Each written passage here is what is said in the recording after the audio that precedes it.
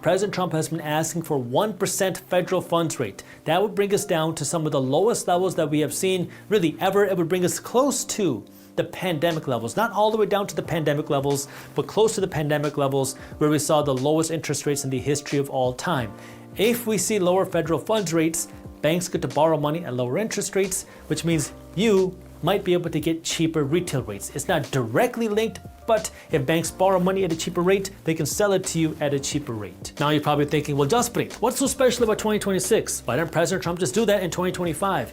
Because the Federal Reserve Bank, although they're called the Federal Reserve Bank, they're actually not federal. It says so on their website. They're not a part of our federal government. They're actually not a bank because you and I can't go there to deposit money, and they're actually not a reserve either because they're not sitting on any cash reserves. But because they're not federal, President Trump cannot directly tell the Federal Reserve Bank what to do.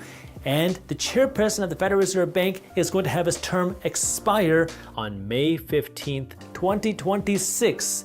And when his term expires, President Trump is going to pick a new head of the Federal Reserve Bank, and President Trump has said that he's not going to pick anybody who is going to disagree with what he says, which means we can infer that President Trump is going to want to bring in somebody who is aggressive in cutting interest rates.